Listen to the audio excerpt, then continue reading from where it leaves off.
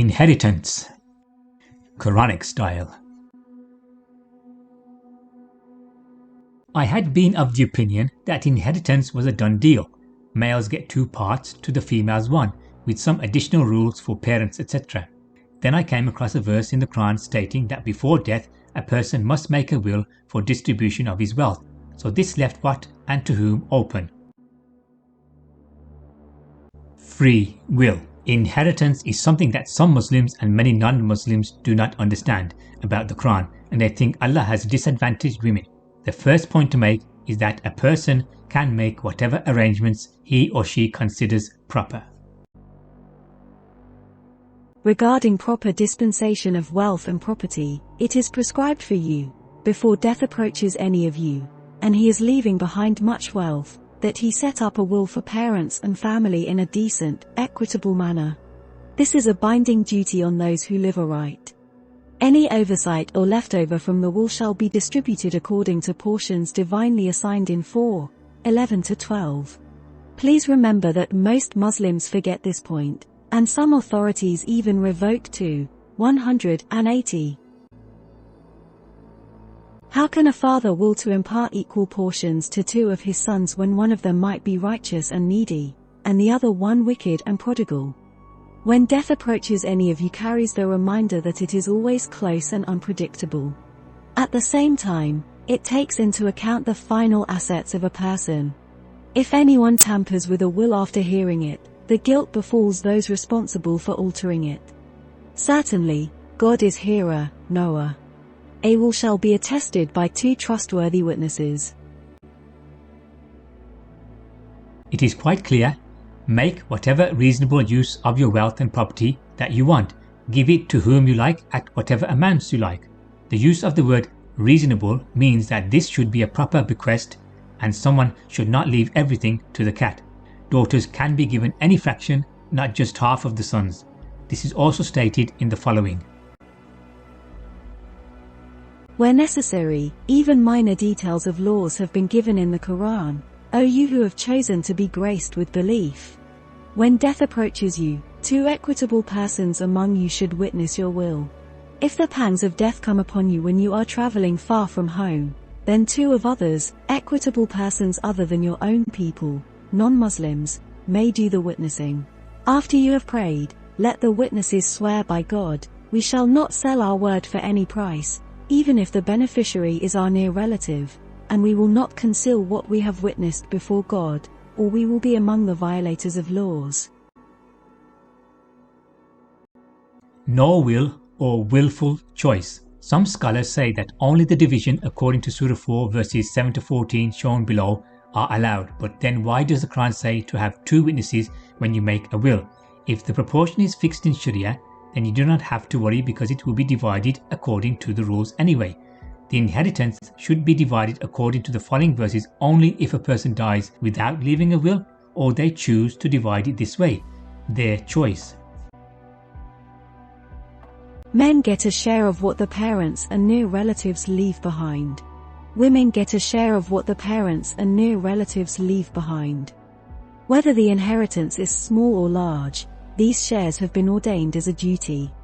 If at the time of distribution of the inheritance, relatives, orphans, and the needy are present, give them from it and treat them kindly. The distribution of inheritance must be done responsibly. Treat others as you would like to be treated. The disposers of inheritance must fear as they would fear injustice done to their own children if left behind.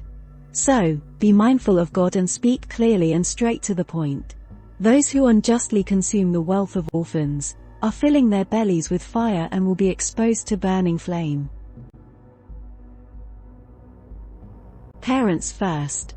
God decrees a will for the benefit of your children.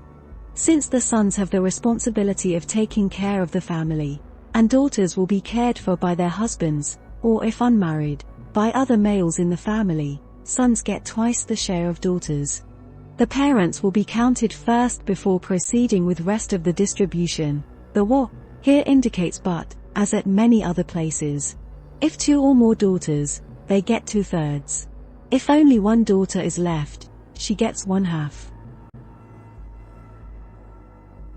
For parents, a sixth share each if the deceased left children, before any distribution.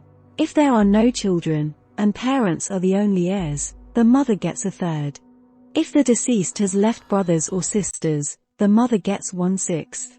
This distribution shall take place after fulfilling the will of the deceased and after paying off all debts. As for your parents and your children, you know not which of them is more deserving of benefit from you. Such is the ordinance from God. God is knower, wise. Additionally, if a couple had no children, the husband gets half of what the wife leaves behind. If they had children, the husband gets 1/4. If they had no children, then the wives get 1/4 of what the husband leaves behind. If they had children, then the wife gets 1/8. If a man or a woman, whose inheritance is in question, was a loner, in the sense of leaving behind no ascendants or descendants, but leaves behind a sister and a brother, each of them gets 1/6 of the inheritance. If there are more than 2 siblings, they equally share 1/3 of the inheritance. The above applies after fully satisfying the will, and after paying off all debts, so that no one's rights are infringed upon. This is the will decreed by God, who is knower, clement. Please see 219, 180, 240, 8. For a deceased who has no ascendants or descendants, see further 176. These are boundaries set by God. Those who obey God and His messenger, He will admit them into gardens with rivers flowing beneath to abide therein. That is the supreme success. But those who disobey God and His messenger and trespass His ordained boundaries, He will admit them to fire to abide therein, and for them is a humiliating punishment. Also, they ask you about the inheritance of a person who is survived by neither ascendants nor descendants. If one dies and leaves no children, and he had a sister, she gets half the inheritance. If she dies first, he inherits from her if she left no children. If there were 2 sisters, they get 2/3 of the inheritance. If there are sisters and brothers, the brother would get twice the share of the sister for reasons already explained. God clarifies the laws so that you may not go astray. God is the knower of all things. The above rendition of the Quranic verses stated that males are responsible for protecting and maintaining the family and household and must spend of their wealth for this.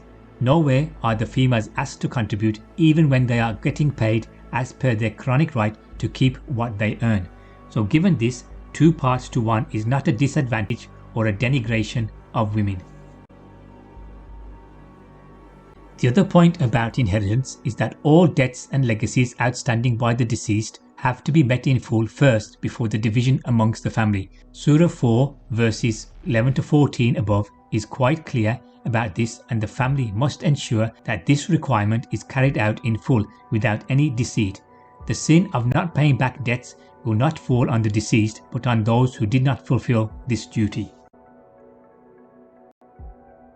Allah the mathematician. Some have said that if you add up the different fractions of inheritance, you get more than a whole.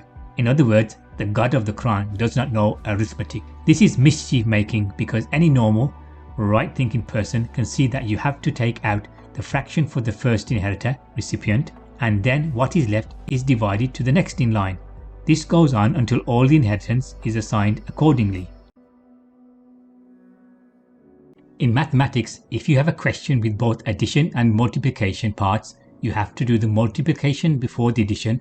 The full criterion is to do what is in the brackets first, followed by any multiplication or division, then do the addition or subtraction, known as BODMAS. Those who fail to read and understand the Quran correctly are the ones who cannot add up correctly.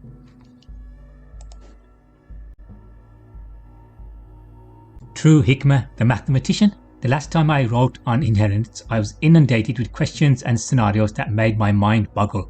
We have enough information in the inheritance verses to work it out and come up with a just distribution if we base it upon these. Anything else, Google Einstein, not me. Thank you.